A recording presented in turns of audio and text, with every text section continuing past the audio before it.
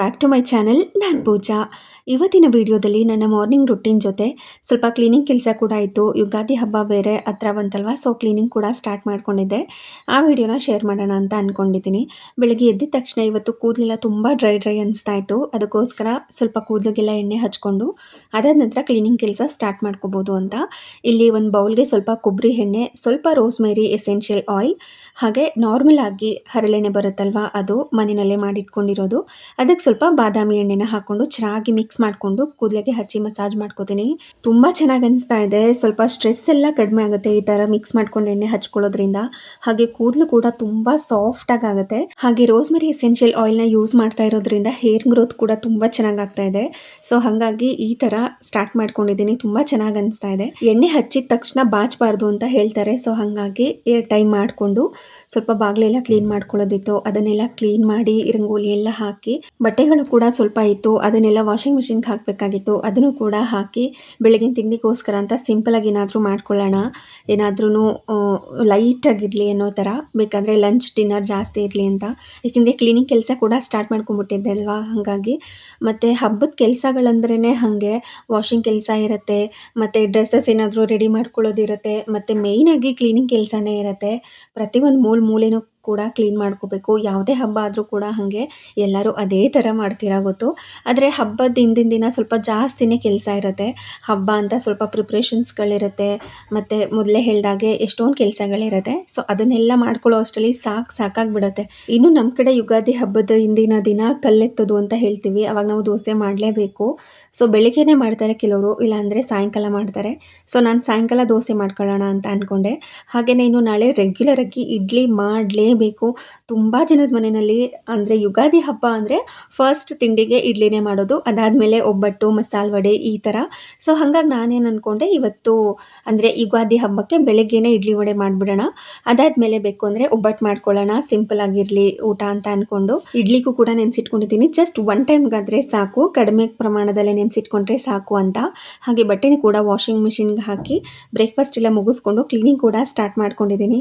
ಇವತ್ತು ನನ್ನ ಕ್ಲೀನಿಂಗ್ಗೆ ಹೆಲ್ಪ್ ಮಾಡ್ತಾ ಇರೋದು ಅಗಾರೋ ಬ್ಯಾಗ್ಲೆಸ್ ವ್ಯಾಕ್ಯೂಮ್ ಕ್ಲೀನರ್. ಈ ಥರ ವ್ಯಾಕ್ಯೂಮ್ ಕ್ಲೀನರ್ ಇತ್ತು ಅಂತಂದರೆ ಎಷ್ಟೊಂದು ಕೆಲಸ ಈಸಿ ಅಂತ ಅನಿಸುತ್ತೆ. ನೋಡೋದಕ್ಕೆ ಈ ಥರ ಕಾಣಿಸುತ್ತೆ ಇದು. ಇದರಲ್ಲಿ ವೀಲ್ ಸಹ ಪ್ರೊವೈಡ್ ಮಾಡಿರ್ತಾರೆ. ನಾವು ಎಲ್ಲಿಗೆ ಬೇಕಾದರೂ ಈಸಿಯಾಗಿ ಎಳ್ಕೊಂಡು ಹೋಗ್ಬೋದು. ಅದನ್ನು ಎತ್ತಿ ಕ್ಯಾರಿ ಮಾಡಬೇಕು ಅಂತ ಏನೂ ಇಲ್ಲ. ಇದರಲ್ಲಿ ಈ ಥರ ಡಸ್ಟ್ಬಿನ್ ಕೊಟ್ಟಿರ್ತಾರೆ. ಸಿಂಪಲಾಗಿ ನಾವು ತೆಗೆದು ಈಸಿಯಾಗಿ ಕ್ಲೀನ್ ಮಾಡ್ಕೋಬೋದು. ಹಾಗೆ ಇದು ಪವರ್ ಬಟನ್ ಆಗಿರುತ್ತೆ. ಹಾಗೆ ಇದು ಮಿನಿಮಮ್ ಟು ಮ್ಯಾಕ್ಸಿಮಮ್ ನಾವು ಸೆಟ್ ಮಾಡ್ಕೊಳ್ಳೋದಕ್ಕೆ. ಹಾಗೆ ಈ ಬಟನ್ ಬಂದು ಕಾರ್ಡ್ ರಿವೈಂಡ್ ಬಟನ್. ನಾವು ಏನು ವೈರ್ ತೆಗೆದಿರ್ತೀವಲ್ವ, ಜಸ್ಟ್ ಇದನ್ನ ಹೋಲ್ಡ್ ಮಾಡಿಟ್ಕೊಂಡ್ರೆ ಏನು ಕಾರ್ಡ್ ಬಂದಿತ್ತು ಅದನ್ನೆಲ್ಲ ಸುತ್ಕೊಳ್ಳುತ್ತೆ. ಹಾಗೆ ಇನ್ನೊಂದು ಈ ವೀಲ್ ಕೊಟ್ಟಿರ್ತಾರೆ. ಹಾಗೆ ಇದರಲ್ಲಿ ಈ ಹೋಸ್ ಬರುತ್ತೆ. ಹಾಗೆ 3 ಅಟ್ಯಾಚ್ಮೆಂಟ್ಸ್ ಬರುತ್ತೆ. ಒಂದು ಫ್ಲೋರ್ ಬ್ರಷ್, ಸೆಕೆಂಡ್ ಒನ್ ಈ ತರ ಸ್ಮಾಲ್ ಬ್ರಷ್ ಕೊಟ್ಟಿರ್ತಾರೆ, ಇನ್ನು ಥರ್ಡ್ ಒನ್ ನ್ಯಾರೋ ನಾಸಲ್ ಸಹ ಕೊಟ್ಟಿರ್ತಾರೆ. ಇದ್ರ ಜೊತೆ ಇದೊಂದು ಎಕ್ಸ್ಟ್ರಾ ಟ್ಯೂಬ್ ಕೊಟ್ಟಿರ್ತಾರೆ. ಇದನ್ನ ನಾವು ಇನ್ನ ಎಕ್ಸ್ಟೆಂಡ್ ಸಹ ಮಾಡ್ಕೋಬಹುದು. ಈ ಹೋಸ್ ಕನೆಕ್ಟರ್ ಜೊತೆ ಈ ಹೋಸ್ ನ ಹಾಕಿ ಫಿಕ್ಸ್ ಮಾಡ್ಕೊಳ್ಳೋದು. ಅದಾದ್ಮೇಲೆ ನಾವು ಇದಕ್ಕೆ ಡೈರೆಕ್ಟ್ ಆಗಿ ಫ್ಲೋರ್ ಬ್ರಷ್ ನ ಹಾಕೋಬಹುದು. ಫ್ಲೋರ್ಗೆ ಆದ್ರೆ ಇದೇ ತರ ಮಾಡ್ಕೋಬೇಕು. ನಾವೇನಾದ್ರೂ ಕಾರ್ಪೆಟ್ ಕ್ಲೀನ್ ಮಾಡ್ಕೋತಿದ್ದೀರಾ ಅಂದ್ರೆ ಇದನ್ನ ಆನ್ ಮಾಡ್ಕೊಂಡ್ರೆ ನಮಗೆ ಇಲ್ಲಿ ಎಕ್ಸ್ಟ್ರಾ ಬ್ರಷ್ ಬರುತ್ತೆ. ಜಸ್ಟ್ ಇದನ್ನ ಪ್ರೆಸ್ ಮಾಡ್ಕೋಬೇಕಷ್ಟೇ. ಹಾಗೆ ಎಲ್ಲ ತರಹದ್ದು ಅಟ್ಯಾಚ್ಮೆಂಟ್ಸ್ ಸಹ ಇದಕ್ಕೆ ಅಟ್ಯಾಚ್ ಮಾಡ್ಕೋಬಹುದು. ಇನ್ನ ಲೆಂತಿಯಾಗಿ ಬೇಕು ಅಂತ ಅಂದ್ರೆ ಟ್ಯೂಬ್ ನ ಅಟ್ಯಾಚ್ ಮಾಡ್ಕೊಂಡು ಅದಕ್ಕೆ ಈ ಅಟ್ಯಾಚ್ಮೆಂಟ್ಸ್ನೆಲ್ಲ ಅಟ್ಯಾಚ್ ಮಾಡ್ಕೋಬಹುದು. ನೋಡಿ, ಇವಾಗ ಸ್ವಿಚ್ ಆನ್ ಮಾಡ್ಕೊಂಡಿದ್ದೀನಿ. ಇಷ್ಟು ಕಾಣಿಸುತ್ತೆ. ನಾವು ಇದನ್ನ ಜಸ್ಟ್ ಹೋಲ್ಡ್ ಮಾಡಿ ಇಟ್ಕೊಂಡ್ರೆ ಇನ್ನ ಎಕ್ಸ್ಟೆನ್ಷನ್ ತರ ಉದ್ದ ಆಗುತ್ತೆ. ನೋಡಿ ಎಷ್ಟು ಉದ್ದ ಬರುತ್ತೆ. ಆರಾಮಾಗಿ ಕ್ಲೀನ್ ಮಾಡ್ಕೋಬಹುದು. ಎಷ್ಟೇ ಡರ್ಟ್ ಇದ್ರೂ ಸಹ, ರಂಗೋಲಿ ಪುಡಿ ಆಗಿರ್ಬೋದು, ಹಾಗೆ ಮಕ್ಕಳೆಲ್ಲ ಆಟ ಆಡ್ತಿರ್ತಾರೆ, ಎಷ್ಟು ಕೊಳೆ ಇದ್ರೂ ಕೂಡ ಹೋಗ್ಬಿಡುತ್ತೆ. ಇನ್ನು ಕಾರ್ಪೆಟ್ಗಳು ಕೇಳಬೇಕಾ, ಎಷ್ಟು ಧೂಳಿರುತ್ತೆ. ಅದನ್ನಂತೂ ತಿಂಗಳಿಗೆ ಒಂದ್ಸರಿ ಇಲ್ಲ ವಾರಕ್ಕೆ ಒಂದ್ಸರಿ, 15 ದಿನಕ್ಕೆ ಒಂದ್ಸರಿ ಕ್ಲೀನ್ ಮಾಡ್ತಾನೆ ಇರಬೇಕು. ಈ ಕಾರ್ಪೆಟ್ ಕ್ಲೀನ್ ಮಾಡ್ಕೊಳ್ಳುವಾಗ ನಾನು ಹೇಳ್ದೆ ಅಲ್ವಾ ಬ್ರಷ್ ಬರುತ್ತೆ ಅಂತ, ಅದನ್ನ ನಾವು ಈ ತರ ಜಸ್ಟ್ ಪ್ರೆಸ್ ಮಾಡಿದ್ರೆ ಅದು ಬ್ರಷ್ ಎಲ್ಲ ಬಂದು ನೀಟಾಗಿ ಕ್ಲೀನ್ ಮಾಡುತ್ತೆ. ನೋಡ್ತಿರ್ಬೋದು ಫ್ಯೂ ಸೆಕೆಂಡ್ಸ್ ಅಲ್ಲೇ ಎಷ್ಟು ಚೆನ್ನಾಗಿ ಕ್ಲೀನ್ ಆಯ್ತು ಅಂತ. ಹಾಗೆ ಈ ತರ ಸೈಡ್ಸ್ ಅಲ್ಲೆಲ್ಲ ಮತ್ತೆ ವಿಂಡೋಗಳಲ್ಲೆಲ್ಲ ನೀವು ನೋಡಿರ್ತೀರಾ, ಈ ಸ್ಲೈಡಿಂಗ್ ವಿಂಡೋದಲ್ಲಿ ಎಷ್ಟು ಕೊಳೆ ಕೂತಿರುತ್ತೆ, ಧೂಳೆಲ್ಲ ಇರುತ್ತೆ ಅಂತಂದ್ರೆ ಅದನ್ನೆಲ್ಲ ಈ ನ್ಯಾರೋ ನಾಸಲ್ ನ ಯೂಸ್ ಮಾಡ್ಕೊಂಡು ಕ್ಲೀನ್ ಮಾಡ್ಕೋಬಹುದು. ಕಾರ್ನರ್ಸ್ ಆಗಿರ್ಬೋದು, ಎಡ್ಜಸ್ ಆಗಿರ್ಬೋದು, ಡ್ರಾಯರ್ಸ್ಗಳು ಈ ತರ. ಇನ್ನು ಬಾಗಿಲಿಂದೆ ಈ ಥರ ಒಂದು ಮೂಲೆ ಮೂಲೆ ಥರ ಇರುತ್ತಲ್ವ ಅಲ್ಲೆಲ್ಲ ಇದನ್ನು ಯೂಸ್ ಮಾಡಿಕೊಂಡು ಕ್ಲೀನ್ ಮಾಡ್ಕೋಬಹುದು. ಇನ್ನು ಈ ಸ್ಮಾಲ್ ಬ್ರಷ್ ಬರುತ್ತಲ್ವ ಅದನ್ನು ನಾವು ಕರ್ಟನ್ಸ್ ಕ್ಲೀನ್ ಮಾಡ್ಕೊಳ್ಳೋದಕ್ಕೆ, ಶೆಲ್ಫ್ಗಳನ್ನ ಕ್ಲೀನ್ ಮಾಡ್ಕೊಳ್ಳೋದಕ್ಕೆ, ಬುಕ್ಸ್ ಆಗಿರ್ಬೋದು, ಫರ್ನಿಚರ್ ಎಡ್ಜಸ್ ಆಗಿರ್ಬೋದು, ಸೋಫಾ ಆಗಿರ್ಬೋದು, ಮತ್ತು ಲ್ಯಾಂಪ್ಸ್ಗಳು, ಈ ಥರ ಪ್ರತಿಯೊಂದನ್ನು ಸಹ ಕ್ಲೀನ್ ಮಾಡ್ಕೋಬೋದು.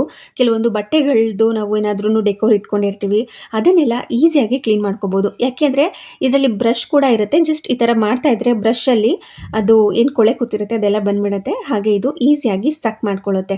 ಇದೇ ಬ್ರಷ್ನ ಯೂಸ್ ಮಾಡಿಕೊಂಡು ನಾನು ಸ್ಕ್ರೀನ್ ಕೂಡ ಕ್ಲೀನ್ ಮಾಡ್ಕೋತಾ ಇದ್ದೀನಿ. ತುಂಬ ಚೆನ್ನಾಗಿ ಕ್ಲೀನ್ ಆಯಿತು. ಇವಾಗ ಇದರಲ್ಲಿ ಡಸ್ಟ್ ಹೇಗೆ ಕಲೆಕ್ಟ್ ಆಗಿದೆ ಅಂತ ತೋರಿಸ್ತೀನಿ. ಈ ಹೋಸ್ ಏನಿತ್ತು ಅದನ್ನು ರಿಮೂವ್ ಮಾಡ್ಕೊಂಡಿದ್ದೀನಿ. 5 ಮೀಟರ್ಸ್ ಪವರ್ ಕಾರ್ಡ್ ಬರುತ್ತೆ, ಅದನ್ನು ಈಸಿಯಾಗಿ ರಿವೈಂಡ್ ಮಾಡ್ಕೋಬೋದು. ನೋಡಿ ಎಷ್ಟು ಚೆನ್ನಾಗಿ ಹೊಟ್ಟೋಯ್ತು ಅಂತ. ಹಾಗೆ 1.5 ಲೀಟರ್ ಡಸ್ಟ್ ಬ್ಯಾಗ್ ಕೆಪಾಸಿಟಿ ಇದು. ನೋಡ್ತಿರ್ಬೋದು ಎಷ್ಟು ಕಲೆಕ್ಟ್ ಆಗಿದೆ ಅಂತ. ಹಾಗೆ ಈ ಫಿಲ್ಟರ್ ಏನಿರುತ್ತೆ ಅದನ್ನು ತೆಗೆದು ನಾವು ನೀಟಾಗಿ ಕ್ಲೀನ್ ಮಾಡ್ಕೋಬೋದು.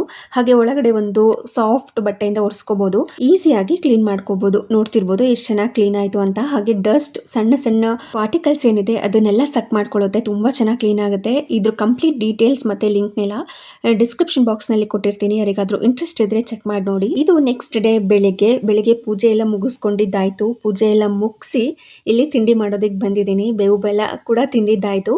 ಇನ್ನು ತಿಂಡಿಗೋಸ್ಕರ ಅಂತ ಇಡ್ಲಿ ಚಟ್ನಿ, ಇವತ್ತು ಸ್ವಲ್ಪ ಸ್ಪೆಷಲ್ ಆಗಿಯೇ ಚಟ್ನಿ ಮಾಡ್ತಾ ಇದ್ದೀನಿ. ತುಂಬ ಅಂದರೆ ತುಂಬ ಚೆನ್ನಾಗಿರುತ್ತೆ ಈ ಚಟ್ನಿ. ಯಾರಾದ್ರೂ ರೆಗ್ಯುಲರಾಗಿ ಚಟ್ನಿ ಮಾಡ್ತಾ ಇರ್ತೀರಾ, ರುಚಿ ಅನ್ಸಲ್ಲ ಅಂದರೆ ಡೆಫಿನೆಟ್ಲಿ ಇದನ್ನು ಟ್ರೈ ಮಾಡಿ, ಸಖತ್ತಾಗಿರುತ್ತೆ. ಇದಕ್ಕೆ ಸ್ವಲ್ಪ ತೆಂಗಿನಕಾಯಿ ಬೇಕು, ಸೊ ತೆಂಗಿನಕಾಯಿನ ಕಟ್ ಮಾಡ್ಕೊಂಡಿದ್ದೀನಿ. ಹಾಗೆ ಇದಕ್ಕೆ ಬ್ಯಾಡಗಿ ಮೆಣಸಿನ್ಕಾಯಿ, ಗುಂಟೂರು ಮೆಣಸಿನ್ಕಾಯಿ, ಖಾರಕ್ಕೆ ಗುಂಟೂರು ಮೆಣಸಿನ್ಕಾಯಿ, ಕಲರ್ಗೋಸ್ಕರ ಬ್ಯಾಡಗಿ ಮೆಣಸಿನ್ಕಾಯಿ ಹಾಕ್ಕೊಂಡಿದ್ದೀನಿ. ಹಾಗೆ ಸ್ವಲ್ಪ 1-2 ಸ್ಪೂನಷ್ಟು ಕಡಲೆ ಬೀಜನ ಡ್ರೈ ರೋಸ್ಟ್ ಮಾಡ್ಕೋಬೇಕು.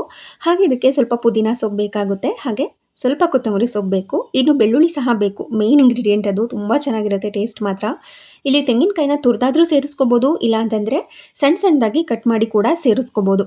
ಇವಾಗ ಕಂಪ್ಲೀಟಾಗಿ ಎಲ್ಲ ರೆಡಿ ಆಯಿತು. ಇವಾಗೊಂದು ಬ್ಲೆಂಡರ್ಗೆ ಕಟ್ ಮಾಡಿ ಇಟ್ಕೊಂಡಿರುವಂಥ ತೆಂಗಿನಕಾಯಿ ತುರಿನ ಹಾಕಿ ಅದಕ್ಕೆ ಬ್ಯಾಡಗಿ ಮೆಣಸಿನ್ಕಾಯಿ, ಗುಂಟೂರು ಮೆಣಸಿನ್ಕಾಯಿನ ಸೇರಿಸ್ಕೊಂಡಿದ್ದೀನಿ.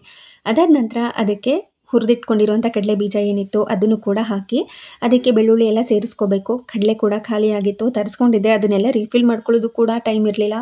ಅಷ್ಟೊಂದು ಕೆಲಸ, ಹಬ್ಬದ ಕ್ಲೀನಿಂಗ್ ಅದು ಇದು ಅಂತ ಎಲ್ಲ. ಹಾಗೆ ಇಲ್ಲಿ ಅದಕ್ಕೆ ಸ್ವಲ್ಪ ಕಡಲೆನೂ ಕೂಡ ಸೇರಿಸ್ಕೊಂಡು ಈ ಬೆಳ್ಳುಳ್ಳಿ, ಪುದೀನ ಸೊಪ್ಪು, ಕೊತ್ತಂಬರಿ ಸೊಪ್ಪು ಏನಿತ್ತು ಅದನ್ನೆಲ್ಲ ಸೇರಿಸ್ಕೋಬೇಕು. ಬೇಕು ಅಂದರೆ ಇದಕ್ಕೆ ನೀವು ಕರಿಬೇವಿನ ಸೊಪ್ಪನ್ನು ಕೂಡ ಹಾಕ್ಕೋಬೋದು. ನಮಗೆ ಈ ಚಟ್ನಿಗೆ ಕರಿಬೇವಿನ ಸೊಪ್ಪು ಫ್ಲೇವರ್ ಇಷ್ಟ ಇಲ್ಲ, ಸೊ ಹಾಗಾಗಿ ಸ್ಕಿಪ್ ಮಾಡ್ಕೊಂಡಿದ್ದೀನಿ. ಅದಕ್ಕೆ ಚಿಟಿಕೆಯಷ್ಟು ಹುಣಸೆ ಹಣ್ಣು, ರುಚಿಗೆ ತಕ್ಕಷ್ಟು ಉಪ್ಪನ್ನು ಹಾಕ್ಕೋಬೇಕು. ಬೇಕು ಅಂದರೆ ಚಿಟಿಕೆ ಬೆಲ್ಲ ಕೂಡ ಹಾಕ್ಕೋಬೋದು. ಇದು ಸ್ವಲ್ಪ ನಮಗೆ ಸ್ಪೈಸಿಯಾಗೇ ಬೇಕಿತ್ತು, ಅದಕ್ಕೋಸ್ಕರ ರೆಡ್ ಚಟ್ನಿ ಸ್ಪೈಸಿಯಾಗಿ ಮಾಡ್ಕೊಂಡಿದ್ದೀನಿ. ತುಂಬ ಚೆನ್ನಾಗಾಗುತ್ತೆ. ಸ್ವಲ್ಪ ನೀರನ್ನು ಹಾಕಿ ರುಬ್ಕೊಳ್ಳೋದಷ್ಟೇ. ಕನ್ಸಿಸ್ಟೆನ್ಸಿ ನೋಡ್ತಿರ್ಬೋದು ನೀವು ಯಾವ ಥರ ಇದೆ ಅಂತ. ಹೋಟ್ಲುಗಳಲ್ಲಿ ಕೊಡ್ತಾರಲ್ವ ಆ ಥರ ಅನಿಸುತ್ತೆ. ತುಂಬ ಚೆನ್ನಾಗಿರುತ್ತೆ, ಟ್ರೈ ಮಾಡಿ ನೋಡಿ. ಹಾಗೆಯೇ ನೆನ್ನೆನೇ ಹಿಟ್ಟನ್ನೆಲ್ಲ ರುಬ್ಬಿಟ್ಟಿದೆ. ತುಂಬ ಚೆನ್ನಾಗಿ ಹಿಟ್ಟು ಫರ್ಮೆಂಟೇಷನ್ ಆಗಿತ್ತು. ನೋಡ್ತಿರ್ಬೋದು ನೆನ್ನೆ ಅಂದರೆ ಹಬ್ಬದ ಹಿಂದಿನ ದಿನ ಸ್ವಲ್ಪ ಮಳೆ ಬರೋ ಥರ ಆಗಿಬಿಟ್ಟಿತ್ತು. ಹಾಗೆ ಮೋಡ ಎಲ್ಲ ಇತ್ತು. ಹೆಂಗೆ ಬರುತ್ತೋ ಏನೋ, ಬೆಳಗ್ಗೆ ಅಷ್ಟರಲ್ಲಿ ಚೆನ್ನಾಗಿ ಆಗುತ್ತಾ ಇಲ್ವಾ ಅಂತ ಅಂದ್ಕೊಂಡಿದ್ದೆ. ತುಂಬ ಚೆನ್ನಾಗೇ ಆಗಿತ್ತು. ನೋಡ್ತಿದ್ದೀರಲ್ವ ಎಷ್ಟು ಚೆನ್ನಾಗಾಗಿದೆ ಅಂತ. ಇಡ್ಲಿ ಹಿಟ್ಟು ಯಾವಾಗ್ಲೂ ಗಟ್ಟಿಯಾಗಿಯೇ ಇರಬೇಕು. ಈ ಥರ ಫುಲ್ ಲೈಟ್ ವೆಯ್ಟ್ ಇದ್ದರೆ ಇಡ್ಲಿ ತುಂಬ ಚೆನ್ನಾಗಿ ಬರುತ್ತೆ. ಹಾಗೆ ಇವತ್ತು ಸ್ಪೆಷಲಾಗಿ ಚಿಬ್ಲು ಇಡ್ಲಿ ಮಾಡ್ತಾ ಇದ್ದೀವಿ. ತುಂಬ ಚೆನ್ನಾಗಿರುತ್ತೆ ಅದ್ರ ಘಮ, ಟೇಸ್ಟ್ ಎಲ್ಲ ಕೂಡ. ಅದಕ್ಕೋಸ್ಕರ ಚಿಬ್ಲನ್ನ ಬೆಳಗ್ಗೆನೇ ನೀರಲ್ಲಿ ನೆನೆಸಿಟ್ಟಿದ್ದೆ. ಹಾಗೆ ಅದಕ್ಕೆ ಬೇಕಾಗಿರುವಂಥ ಬಟ್ಟೆನೂ ಕೂಡ ಚೆನ್ನಾಗಿ ವಾಶ್ ಮಾಡಿಕೊಂಡು ಈಗ ಇದ್ರ ಮೇಲ್ಗಡೆ ಹಾಕ್ಕೊಳ್ತಾ ಇದ್ದೀನಿ. ಯೂಶ್ವಲಾಗಿ ಬಟ್ಟೆ ಯಾಕೆ ವಾಶ್ ಮಾಡ್ಕೋಬೇಕು ಅಂದರೆ ತುಂಬ ದಿನ ಆಗಿರುತ್ತೆ ಇಡ್ಲಿ ಎಲ್ಲ ಮಾಡಿ, ಹೊರಗಡೆ ಎಲ್ಲ ಇಟ್ಟಿರ್ತೀವಿ. ಅದೆಲ್ಲ ಒಂಥರ ಏನು ಬಟ್ಟೆ ಸ್ಮೆಲ್ ಬರ್ತಿರ್ತಲ್ವ ಆ ಥರ ಬರ್ತಿರುತ್ತೆ. ಕಾಟನ್ ಬಟ್ಟೆ ಆದರೂ ಕೂಡ ಅದನ್ನು ಯೂಸ್ ಮಾಡೋದಕ್ಕಿಂತ ಮುಂಚೆ ಇನ್ನೊಂದು ಸರಿ ಚೆನ್ನಾಗಿ ವಾಶ್ ಮಾಡಿಕೊಂಡ್ರೆ ಬೆಟರ್. ಇವಾಗ ಈ ಚಿಬ್ಲಿಗೆಲ್ಲ ಈ ಬಿಳಿ ಬಟ್ಟೆ ಏನಿತ್ತು ಅದನ್ನು ಹಾಕ್ಕೊಂಡಿದ್ದೀನಿ. ಹಾಗೆ ಇಡ್ಲಿ ಹಿಟ್ಟನ್ನು ಕೂಡ ಹಾಕೋತಾ ಇದ್ದೀನಿ. ಕಂಪ್ಲೀಟಾಗಿ 1 ಸೌಟ್ ಹಾಕ್ಕೋಬೇಕು, 1.5 ಸೌಟ್ ಆದರೂ ಹಾಕ್ಕೋಬೋದು. ನಾನಿಲ್ಲಿ ಚಿಕ್ಕ ಚಿಬ್ಲನ್ನ ಬೆಳೆಸ್ತಾ ಇದ್ದೀನಿ, ಸೊ ಹಾಗಾಗಿ ಕಡಿಮೆ ಕ್ವಾಂಟಿಟಿಯಲ್ಲಿ ಮಾಡ್ಕೊಳ್ತಾ ಇದ್ದೀನಿ. ಕೆಲವೊಂದು ಸಾರಿ ಚಿಬ್ಲು ದಪ್ಪ ಇರುತ್ತೆ, ಅದಕ್ಕೆ 2 ಸೌಟ್ ಆದರೂ ಹಾಕ್ಕೋಬೋದು. ಬಟ್ 2 ಸೌಟ್ ಹಾಕೊಂಡ್ಬಿಟ್ರೆ ಏನಾಗುತ್ತೆ ಅಂದರೆ ಕೆಲವೊಂದು ಸರಿ ಬೆಂದಿರಲ್ಲ ಅಂತ ಅನಿಸುತ್ತೆ, ಹಾಗಾಗಿ ಕಡಿಮೆ ಹಾಕ್ಕೊಂಡಿದ್ದೀನಿ. ಈ ಥರ ಇಡ್ಲಿ ಪಾತ್ರೆಗೆ ಜೋಡಿಸ್ಕೋಬೇಕು. ಅದಕ್ಕೆ ಒಂದು ಕಡ್ಡಿ ಬರುತ್ತೆ ಆಯಿತಾ, ಅದೆಲ್ಲಿ ಇಟ್ಬಿಟ್ಟಿದ್ದೇನೋ ನನಗೆ ಸಿಕ್ಕಲೇ ಇಲ್ಲ. ಅದಕ್ಕೋಸ್ಕರ ಸ್ಪ್ಯಾಚುಲಗಳೇನಿತ್ತು ಅದನ್ನು ಅಡ್ಡಡ್ಡಕ್ಕೆ ಇಟ್ಟು ಅದ್ರ ಮೇಲೆ ಇಟ್ಟು ಬೇಯಿಸ್ತಾ ಇದ್ದೀನಿ. ಹಾಗೆ ಇನ್ನೊಂದು ಸೈಡಲ್ಲಿ ಬಿಸಿ ಬಿಸಿ ಆಗಿರುವಂಥ ಮಸಾಲೆ ವಡೆ ಮಧ್ಯಾಹ್ನ ಮಾಡ್ಕೋಬೇಕಾಗಿತ್ತು, ಆದರೆ ಇಡ್ಲಿ ಜೊತೆ ತಿಂದರೆ ಚೆನ್ನಾಗಿರುತ್ತೆ ಅಂತ ಬೆಳಿಗ್ಗೆನೇ ಮಾಡ್ತಾ ಇದ್ದೀನಿ ಮಸಾಲೆ ವಡೆ. ತುಂಬ ಚೆನ್ನಾಗಾಗಿದೆ ಇದು ಕೂಡ. ಆಲ್ರೆಡಿ ಬಹಳಷ್ಟು ಸಾರಿ ಶೇರ್ ಮಾಡಿದ್ದೀನಿ ಮಸಾಲೆ ವಡೆ ರೆಸಿಪಿನ, ಹಾಗಾಗಿ ಇವತ್ತಿನ ವೀಡಿಯೋದಲ್ಲಿ ಏನು ಶೇರ್ ಮಾಡ್ತಾ ಇಲ್ಲ. ನೋಡ್ತಿರ್ಬೋದು ಗರ್ಗರಿಯಾಗಿ ಎಷ್ಟು ಚೆನ್ನಾಗಿದೆ ಅಂತ. ಈ ಥರ ಅಡುಗೆ ಮಾಡ್ತಾ ಇದ್ದಂಗೆ ಘಮ ಹೆಂಗೆ ಬರ್ತಾ ಇರುತ್ತೆ ಗೊತ್ತಾ. ಅದರಲ್ಲಂತೂ ಈ ಚಿಬ್ಲು ಇಡ್ಲಿ ಘಮ ಇನ್ನೂ ಚೆನ್ನಾಗಿರುತ್ತೆ. ಸಿಂಪಲ್ ಆಗಿ ಚಟ್ನಿ ಕೂಡ ಆಗೋಯ್ತು, ಒಂದು ಸೈಡಲ್ಲಿ ಇಡ್ಲಿ ಸಹ ಬೆಂದಿದೆ, ಇನ್ನೊಂದು ಸೈಡಲ್ಲಿ ವಡೆನೂ ಕೂಡ ರೆಡಿ ಆಯಿತು. ಇವಾಗ ಏನಿದ್ರೂ ಬಿಸಿ ಬಿಸಿಯಾಗಿ ತಿನ್ನೋದಷ್ಟೇ. ನಾರ್ಮಲಾಗಿ ಈ ತಟ್ಟೆ ಇಡ್ಲಿ ಮಾಡಿದಾಗ ಮತ್ತು ಈ ಏನದು ಬಟನ್ ಇಡ್ಲಿ ಥರ ಮಾಡ್ತೀವಲ್ವ, ಅದನ್ನೆಲ್ಲ ಬಿಸಿ ಬಿಸಿ ಇರೋವಾಗ್ಲೇ ಹಿಡಿಯೋಕ್ಕಾಗಲ್ಲ, ಸ್ವಲ್ಪ ತಣ್ಣಗಾದ್ಮೇಲೆ ತೆಗಿಬೇಕು. ಬಟ್ ಈ ಥರ ಚಿಬ್ಲು ಇಡ್ಲಿ ಮಾಡಿದಾಗ ಹೊಗೆ ಬರ್ತಾ ಇರುತ್ತೆ, ಹಾಗೇನೆ ತೆಗಿಬೋದು. ಬಟ್ಟೆಗೂ ಸ್ವಲ್ಪ ಕೂಡ ಅಂಟ್ಕೋತಾ ಇಲ್ಲ. ನೀವು ನೋಡ್ತಿರ್ಬೋದು ಎಷ್ಟು ಬಿಸಿ ಬಿಸಿಯಾಗಿದೆ ಅಂತ. ಸೂಪರ್ ಸಾಫ್ಟಾಗಿ ರೆಡಿಯಾಗಿತ್ತು. ಇವತ್ತಿನ ನಮ್ಮನೆ ಬ್ರೇಕ್ಫಾಸ್ಟ್ ಬಿಸಿ ಬಿಸಿ ಇರುವಂಥ ಚಿಬ್ಲು ಇಡ್ಲಿ, ಮಸಾಲೆ ವಡೆ, ಚಟ್ನಿ. ಇದಾಗಿತ್ತು ಇವತ್ತಿನ ವಿಡಿಯೋ. ವಿಡಿಯೋ ಇಷ್ಟ ಆಗಿದ್ರೆ ಲೈಕ್ ಮಾಡಿ ಹಾಗೆ ಶೇರ್ ಮಾಡಿ. Thank you.